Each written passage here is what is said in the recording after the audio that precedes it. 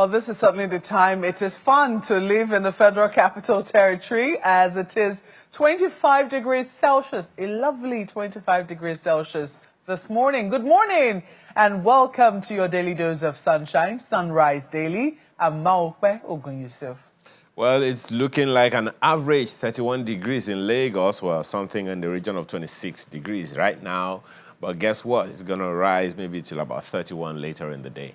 Amaya Makinde, welcome to Sunrise Daily. Today is May 21, 2025. So, Markwe, you're taking us up north? Yes, well, you did not say we're counting down to anything, Ayo. Just to note that we're counting down to Children's Day. And guess who reminded me recently that I'm still someone's child, my children. You know, well, just for those of you who are wondering if you qualify, if your parents are still alive, perhaps you will. But let's take you to Kano now.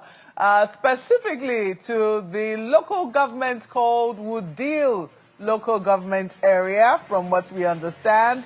The name of the town, the main town in Wudil, is also called Wudil, and we understand it's located just off the A237 highway. Along that highway, it says it has an area of about 362 kilometers squared and a population of just about 200,000. That was at the last census conducted. But perhaps that's not why we're taking you to Wudil this morning. This beautiful piece of infrastructure that has just been completed in Wudil local government area. And you can see it's a very beautiful bypass. I'm not certain where what takes you, but I want to imagine that one of the roads there will be taking you to Jigawa State. So if ever you have to go through Wudil, I'm sure you can look forward to this piece of infrastructure right smack along the A237, taking you from Wudil, this interchange, taking you perhaps from Wudil to Jigawa, neighboring Kano State. So, and clearly you can see that there's plenty of land there for farming. Those lands, I bet you, will be very fertile. So, right now, from what we understand, it's about 30 degrees Celsius in Wudil local government area. And we just decided to bring you this really beautiful picture from the skies of Wudil local government area. Ayo, what are your thoughts? Well, I have to pay attention to what you said about agriculture. So let no one tell me that we don't have land for agriculture. And, you know, there was a time where that the Lagos Apapa Oshodi Expressway had bare land, particularly on one side of the expressway, on the right side where you are going towards Apapa. But today it's all built up. So if you're looking for space to set your infrastructure, your company, your manufacturing site, well, how about this, right? And you also know, you can see that it is indeed fertile. And please, again I say, when you think northern Nigeria, don't think poverty. This is an example. Let's take it in for a bit.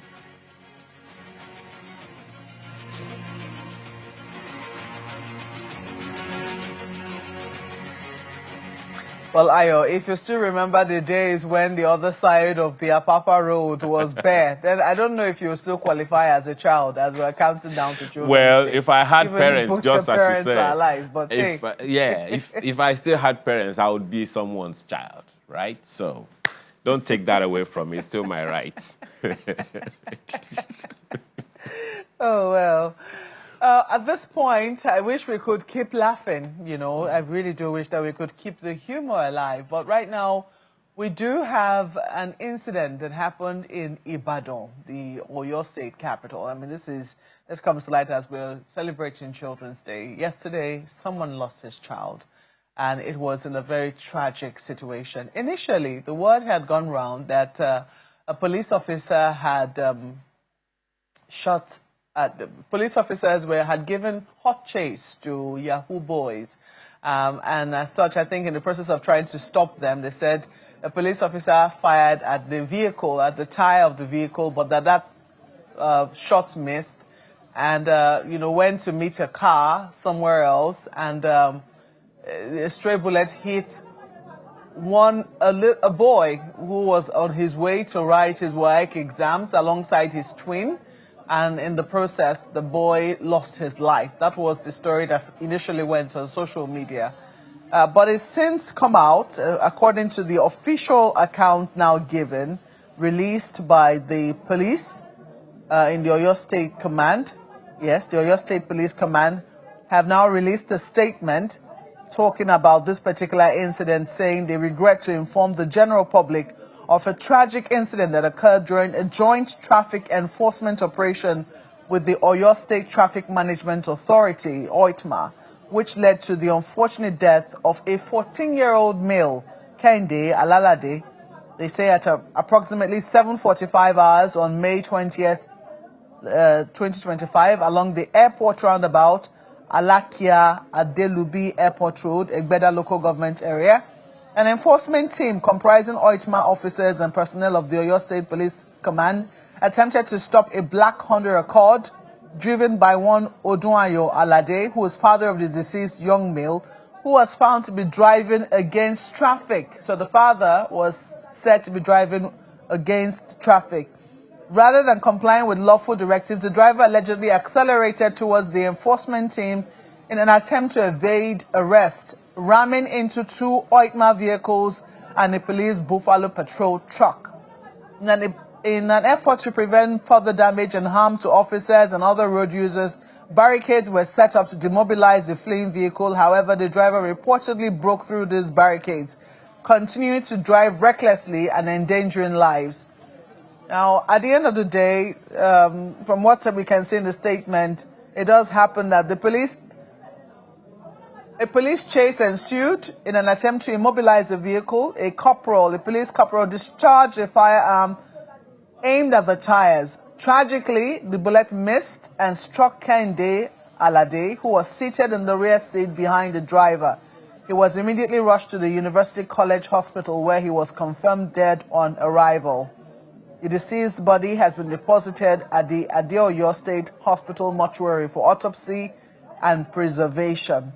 They say to forestall any threat to public peace, the Commissioner of Police, Johnson Adenola, has immediately deployed tactical and intelligence units, including the police mobile force, to the scene and other strategic locations in Ibadan.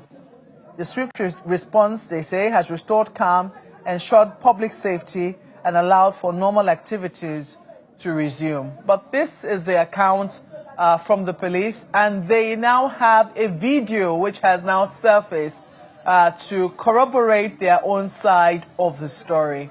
I'll tell you something. I watched this particular video and it was just tragic, really, really tragic. There are big questions to be asked as to whether in the pursuit of, will I say, a criminal, a suspect, I think a suspect would be the most appropriate term to use here. Would our policemen allowed to use firearms, knowing that, you might miss the mark and that bullet could ricochet and hit somebody else. It could hit a passerby, it could hit someone who has absolutely nothing to do with what it is that the suspect you're chasing. These are key questions. The police will have to look at their procedure, but also looking at the circumstance and looking at the vehicle, the fact that it was tinted, looking at the fact that we saw this man ram through, we clearly saw it, ram through several vehicles to make his way, away from the officers who were trying to stop him. There are key questions to also be asked about our conduct, especially also when we have children in our vehicles. In this case right now, there are no winners. As a society, it does appear that we have lost on every side. The question now is, what should then be the way forward? That's the question I'd like to ask this morning, Ayo. We will continue to ask these questions for as long as we do not have trusts, or rather we have not been able to build trust in our own systems. Someone showed me, I saw the video of a city, I think in Japan, the toll gate, electronic toll gate, got bad. So they opened the way and said that people can go and they should come back and pay the toll that they should have paid, you know, in the course of going through that route, that toll gate, particularly because the electronic stuff was broken. We understand about 95% of the people who used that toll went back to government to pay without being compelled. It speaks to me like some measure of trust in the system. Now, to a wholesome degree, one would, I mean, it's only easy to know that it is not easy to trust government. I don't know, and I can't speak for the fellow who was driving as recklessly, because at the end of the day, the money you didn't want to pay, you have to use it to mend the vehicle, and worse still, with a child in the car. Even if the child had, you know, if nothing happened to the child, we probably would never have heard about this. We probably would never have seen this video. And guess what? How would that guy have lived? What kind of respect would he have given his father subsequently with the way that the man was driving? And then, you know, this happened. Well, to the SOP of the police, I guess it's another call out for the police, because the fact that you have the gun doesn't mean that you have to use it. Heck, this was in the city, it wasn't in the bush. And if you do not have certain skills as a marksman, that kind of you know, gunshot shouldn't ever have happened at all. I want to believe that, of course, the security officials, the police, particularly the Oyo State government, is going to ensure that the rightful thing is done. But, you know, sometimes when police officers, when security officials see someone trying to escape them, it's like their hurt or their pride, you know, seems hurt by the fact that someone is trying to, you know, escape their grip. And that is perhaps why sometimes they embark on some of these actions. Because how could you, in the name of trying to shoot a tire, you shot into the back of a vehicle and unfortunately killed a young man? And of course, we all know that the negative narrative has gone out there. How much of that is going to come back? How many people are going to come back to this and say, okay, because of this that happened, there is any justification on any side? None. As you said, Maupe, we have lost as a society, and all by the action of one man and another man's reaction to that same thing. So here we are. The police owes it a duty at the federal level in particular to ensure that all of these SOPs become not just instructions, but a culture that they have to emanate, that they have to evolve from time to time. Oh dear, it's really a tragic situation, Ayo, I can tell you. And I certainly look forward to the reaction of our viewers. What do you make of this incident? How would you wade in looking at what has happened? If this were brought to you in a court of law and you were the judge, how would your judgment be?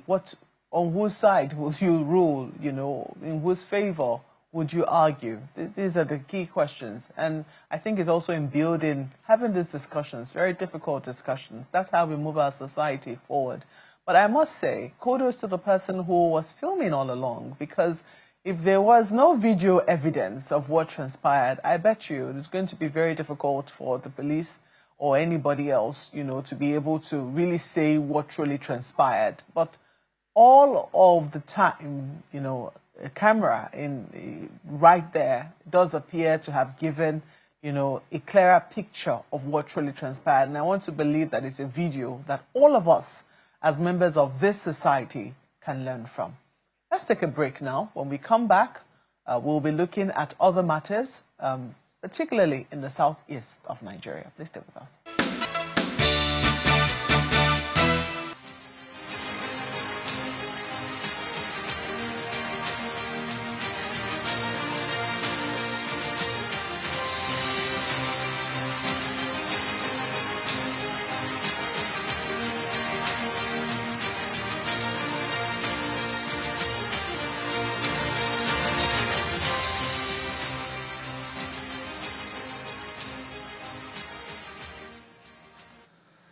Let's have a conversation this morning with the former, as you have seen right there in the opening slide, Chief Technical Advisor to the Imo State Governor, as well as a public affairs analyst, Jerry Chukwueke. Thanks for joining us. Well, thank you very much. Happy to be here. You know, the political scene is quite interesting again. This is 2025, and all we hear is that this is all, you know, going towards 2027. Question is, isn't it too early? It seems like governance is going to take the back seat very, very quickly. Well, I hope not, because I think it's important that, strategically speaking, Nigeria and our democracy at this stage must enjoy a vibrant opposition, because it helps keep the government's feet to the fire and ensure that there are alternative viewpoints and approaches to governance. What we have here, unfortunately, in my view, is a leadership deficit on the part of the opposition parties, particularly the main opposition party. The crisis, in my view, that is hurting our democracy appears to be that they are more focused on ambition rather than vision. So long as they're struggling with ambition, who the presidential candidate will be, zoning, who, for example, is the secretary of their party, rather than what the conversation should be. What are your viewpoints? What's the vision for Nigeria? What do you engage with Nigerians about to show your readiness for leadership? That's the challenge. So when people talk about the surge to the APC, I sit back and it's not very difficult to decipher, in my view. It is because of the sort of leadership and vision that we see going on, and it's creating a loss of confidence in the leadership of the other parties. It's not too late for them to make that adjustment, meaning the opposition, because we need them to get up and do the business of the Nigerian people by providing alternative ideas. Yeah, it would seem like the opposition was weak even before the 2023 general elections, because we knew, of course, that there was a lot of disharmony within the PDP, the main opposition party, as you said, and even the Labour Party, and all of the ramping up that happened. It would seem like it was maybe a little too late, you know, in the day before the general elections. And of course, I think all of that is already, you know, playing out. The coalition that tried to usher in a Labour Party governance at the time. Now, the problem of opposition has been on in Nigeria since 2015. Now, what do you think is responsible for that? It would seem like the build-up to the 2015 elections saw the death, so to speak, of virile opposition in our polity. So, life, in my view, is about learning and unlearning. So you have to ask yourself, what has the opposition learned in the last several years? Because they're still grappling with those issues today. It is disappointing for the Nigerian people, because we really need constructive, strategic conversations about alternative views and what can be done differently in the interest of Nigerians. For example, I'm sure Mr. President is losing hours of sleep at night, wondering what to do next about power supply, about privatization of the refineries. There's no conversation from the opposition about it. Look what he just came up with, the issue of forest guards. He's now talking about ranching, because you need to have agricultural value chain, and investors like people from Brazil willing to invest over $2 billion in Nigeria. But they need feedstock. They need meat and cattle in an organized, value-driven chain strategy. And I can go on and on. The ramping up of local crude production, paying off the IMF, increasing and bettering our credit rating, and ensuring that borrowed monies are going into productive channels as opposed to consumption. We can go on and on. This is the leadership and the vision we're talking about. But that's not to say insecurity has abated. Yeah, so that's not to say that the prices of foodstuff have also kind of eased out. And that's not to say that the foreign exchange is comfortable for the business. Yeah, but look where we were several years ago. Look where we are. We're making the improvements. Let me make the point. The exchange rate was not this high. No, come on. It's never been this high. But you know what it was, because it was artificial.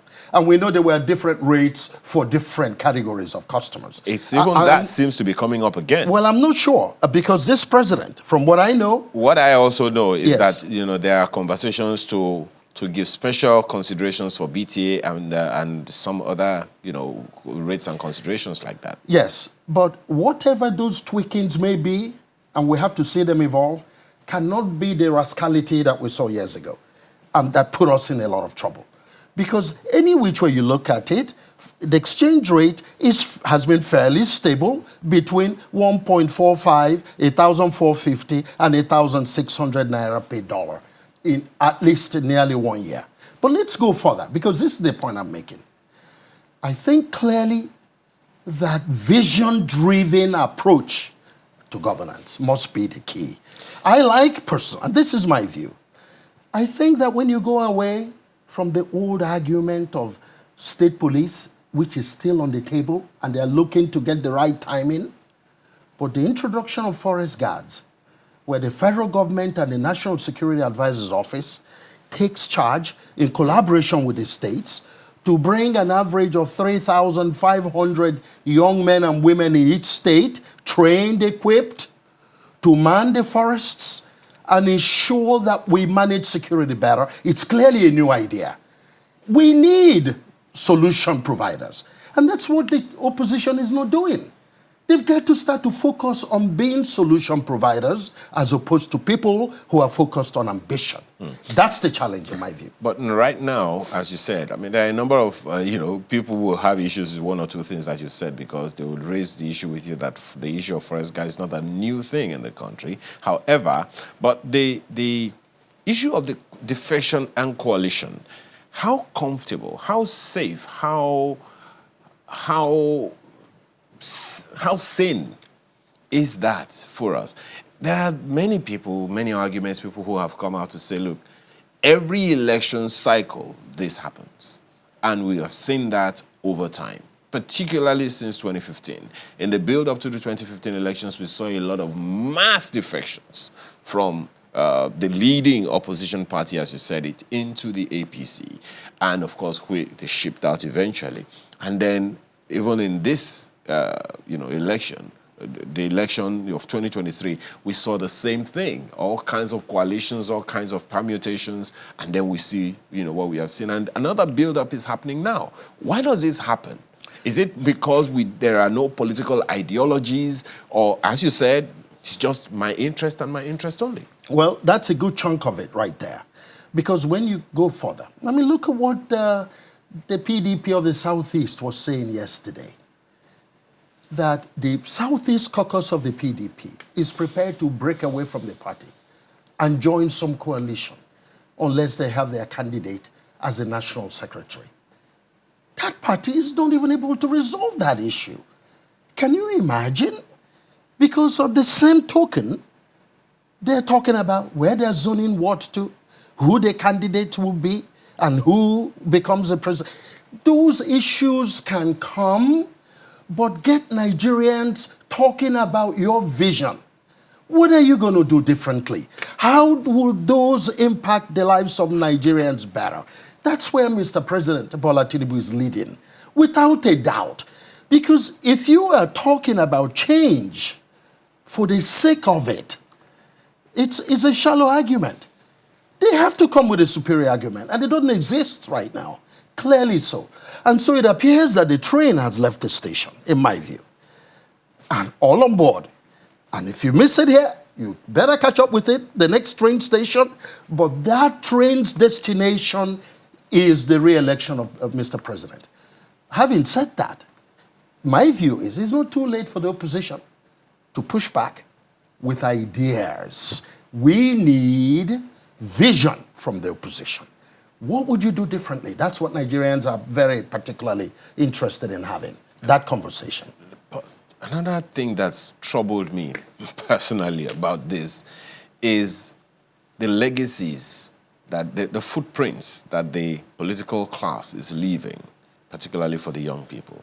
If the only thing people can see is self-interest at play all the time, then it speaks to whether or not people are going to demonstrate interest or confidence in the political class.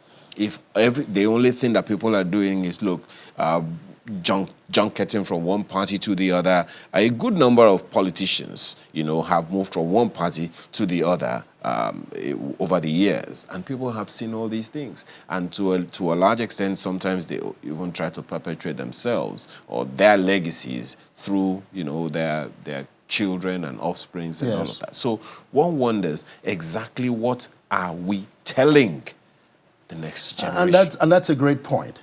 And I think that story is evolving.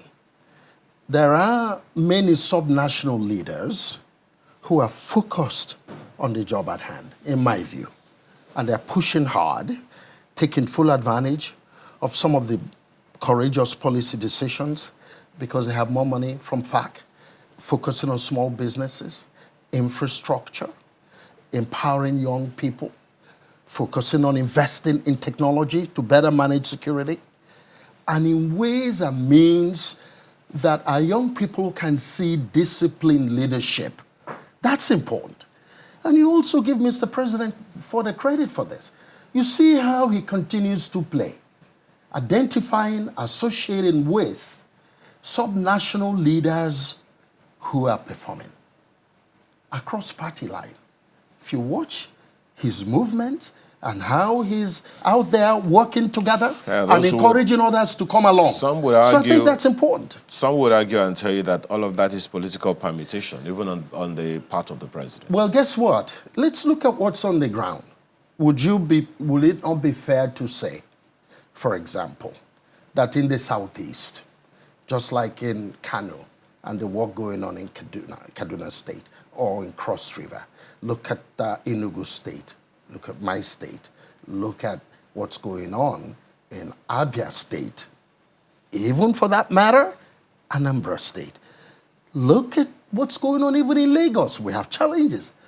But Lagos is almost on the verge of being able to run the system without FAC allocation, just like what's happening in the Federal Capital Territory. Would you have any doubt about the job former Governor Wike is doing in the Federal Capital Territory? Look at even the IGR. So there is progress. Leadership is evolving in a way that shows that the true leaders with commitment to the business of their people are beginning to emerge. We need more and more. And that's why I favor as well people with private sector experience, because it brings a certain discipline to it, because you're now taking the business of trying to turn ₦1 million into 100 million, but now you're turning ₦1 million to 100 million for the common good. And that's a discipline in itself. Okay. I believe that my colleague in Abuja, Mapwe, also has questions for you. Oh, yes. Go ahead, Mapwe. Indeed, Ayo, thank you very much. Well, let me come to you, Mr. Chukwueke, and ask you about what you made of the meeting yesterday between or from PDP senators. Senators in the PDP had a meeting yesterday where they, said that their party is not in shambles and that they are looking forward, to having more members. They think that they are strong enough to be able to move forward and that they are not fazed by the movement of people from their party to other political parties, particularly the APC.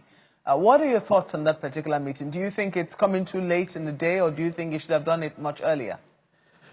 Well, thank you, Mokwe. My view is that it's a good development, but we need to go beyond talking and the rhetorics to really what vision they're putting forward.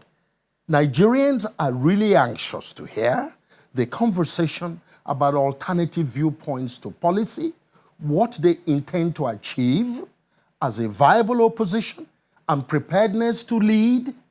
What would they do differently that will better impact the lives of the Nigerian people? Those are the real issues. And so, because we've heard this over and over again, they've come together They've agreed on who the party chairman is. The Southeast says. I mean, things are happening.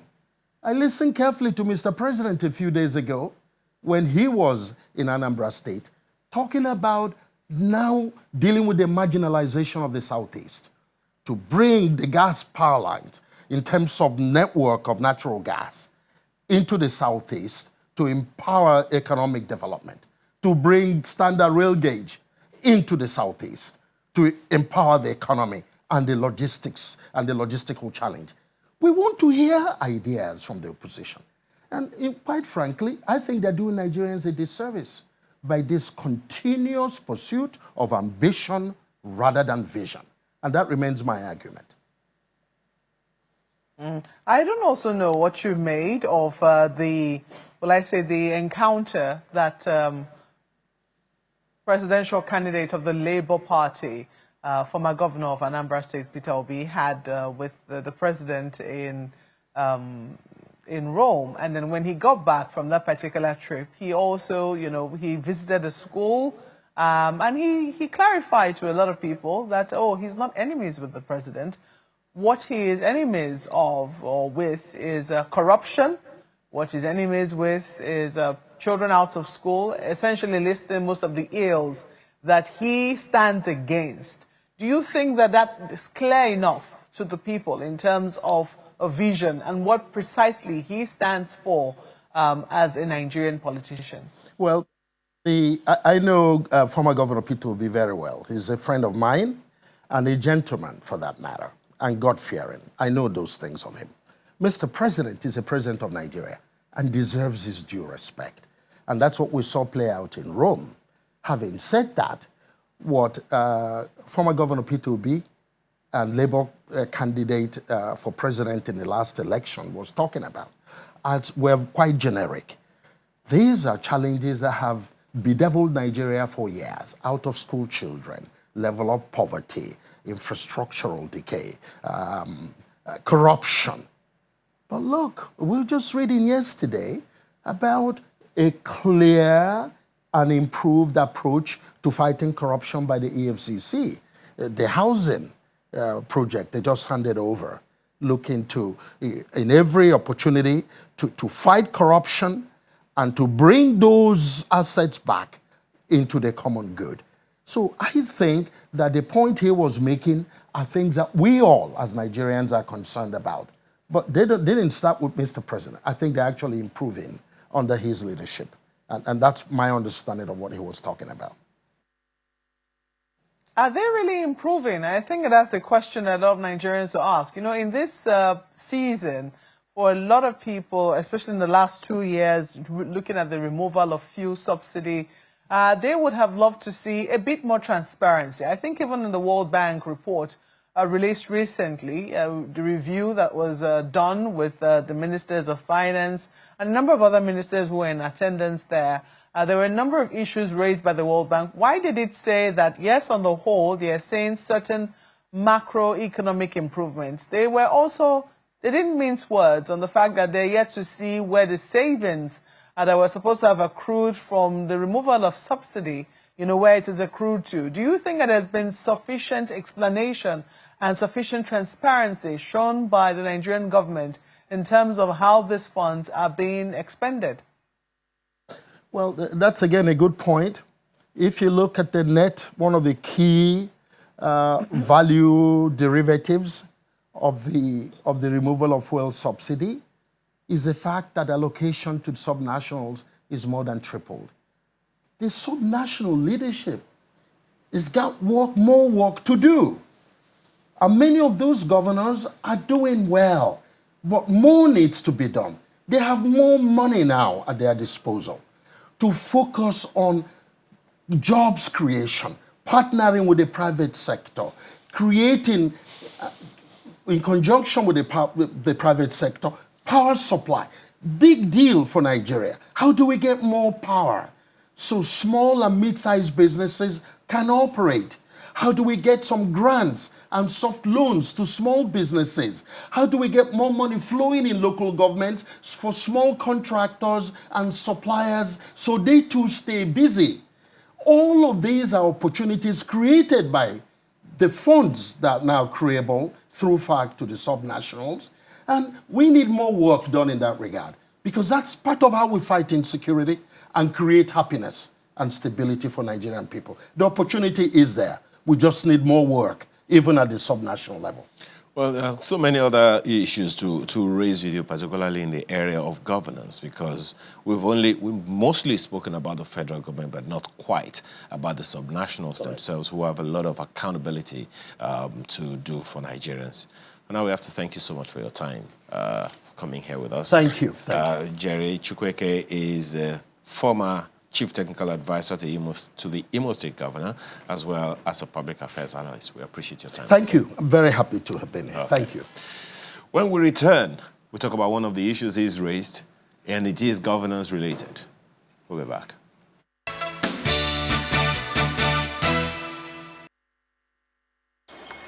I overheard some farmers. That's what I heard from the farmers from the Ekata committee. Who paid them little money? That they paid them little money to do all these things. That contractor paid them small money to do all these things. So that was what they allegedly said. To do what thing? To vandalize the pipeline. While there are indeed signs of the spill, it is up to the experts to determine the costs and extent of the spill. If you look at that place, you'll see that it has been excavated artificially, which suggests tampering. Now, that has resulted in a massive leakage of crude oil into the surrounding environment. You can see everywhere is completely flooded with crude oil. Now, it's interesting because when we heard about this situation, we saw the picture. We did not realize how far deep into the forest it was. We thought it was something maybe along the road. And when we drove up to the main road, we couldn't even drive to this place because we had to take motorcycles to a certain point where we had to stop, and we had to wade through swamps and water and trek through the forest. You can even see my feet. They're completely muddied up, you know, on the journey to this particular place. From Ikata community in Ahoda East local government area of River State, Charles Oporum, Channels Television News.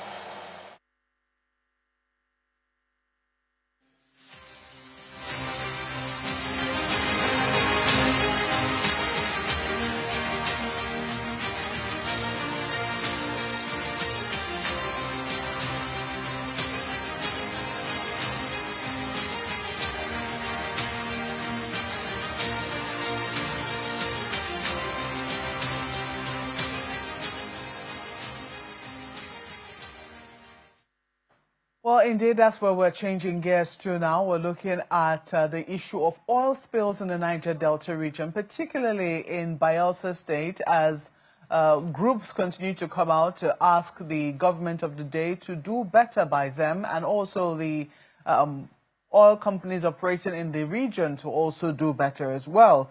Well, this morning we have joining us from Bayelsa, His Royal Majesty, King Bubaraye Dakolo, who is a traditional ruler of Ekpetiama Kingdom and is also the chairman of the Bayelsa State Council of Traditional Rulers.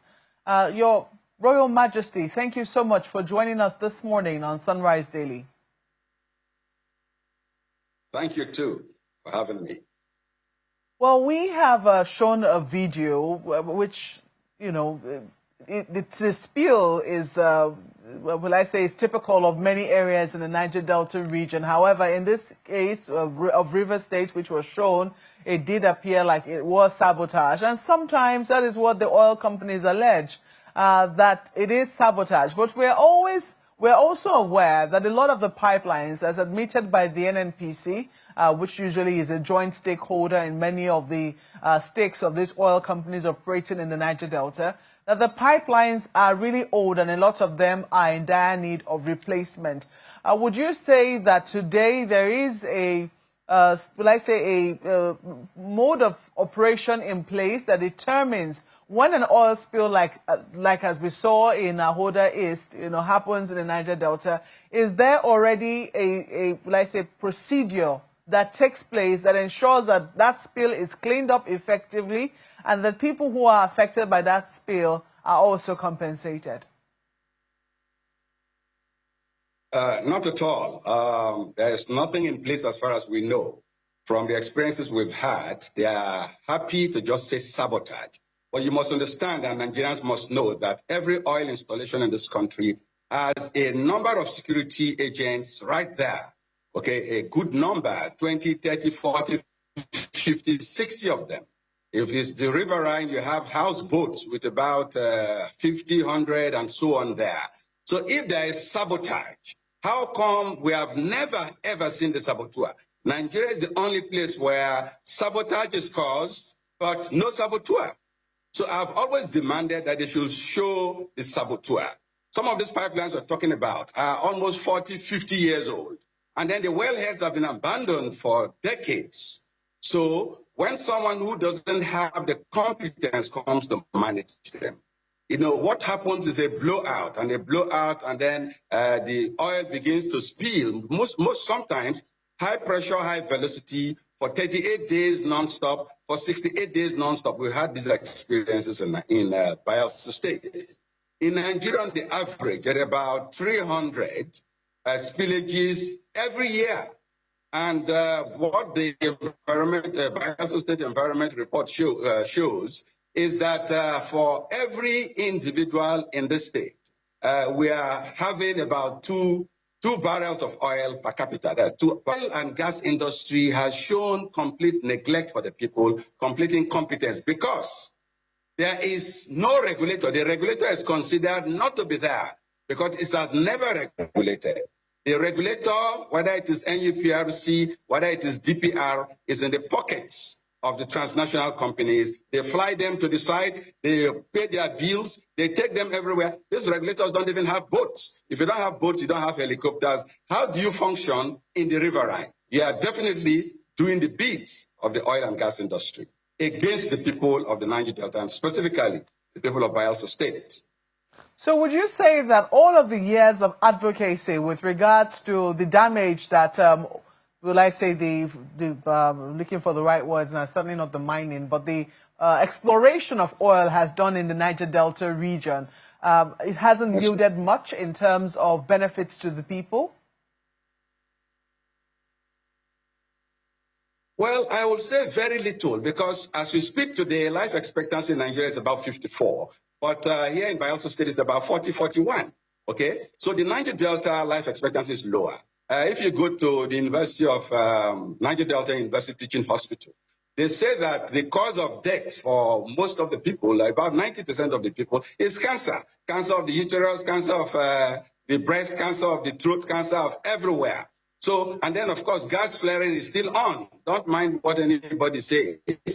I stay just very close to a particular flare, about within the 500 meters radius.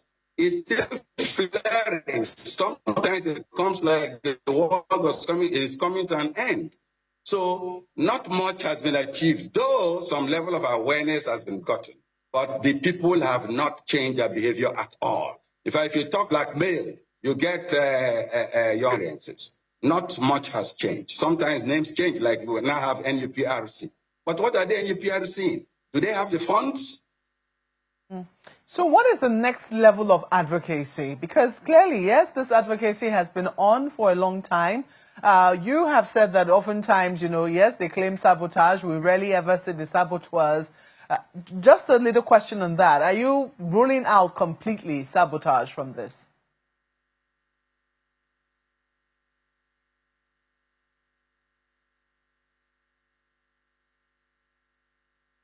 Your Royal Majesty, if you can hear us, I don't know, it was a little question I was asking on the issue of sabotage, because you have said that this is the only country where we see sabotage. Yeah, okay, it's like you heard my question. I'm not really, Fantastic. Please go ahead, sir. Without saboteurs, yes. If there is sabotage, we shall have the saboteur. Okay, because if, for instance, if I have a grown-up son and he goes to kill somebody, I didn't kill the person. Why should I suffer for someone's action?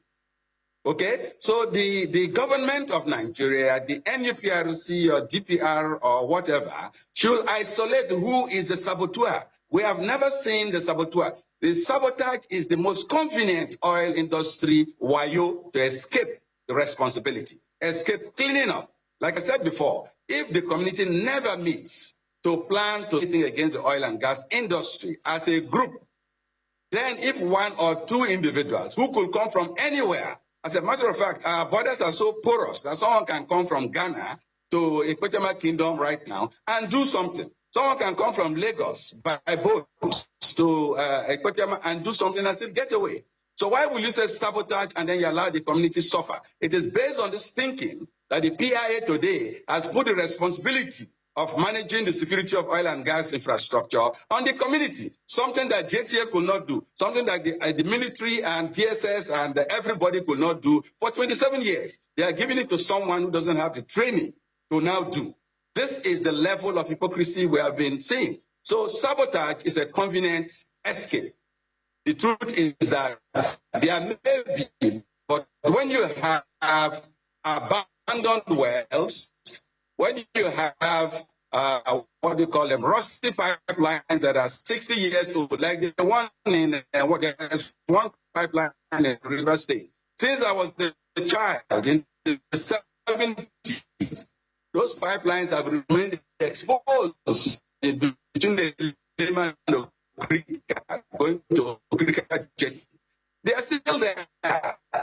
They are over 60 years old.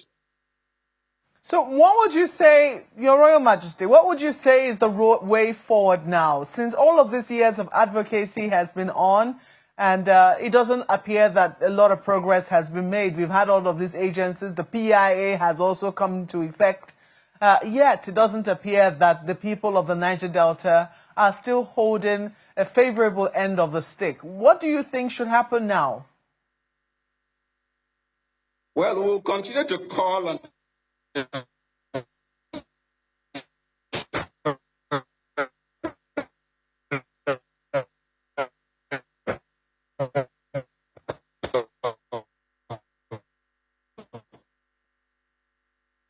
Oh dear, it does appear that the network is a little faulty at his end, but Your Royal Majesty will keep trying to see. Okay, fantastic. It looks like we can hear you now. You were just making the point as to what should happen as we wrap up this conversation. What should happen to see progress for the people of the Niger Delta region? Yes. Yes, so we'll continue to speak out. We'll collaborate with international and local NGOs to keep speaking out. We shall also go to court to ensure, locally and internationally, to ensure that we cause the oil and gas industry to take its responsibility of polluting the Niger Delta for about 70 years. That bit will continue to do. Because what was the point? The environment is polluted.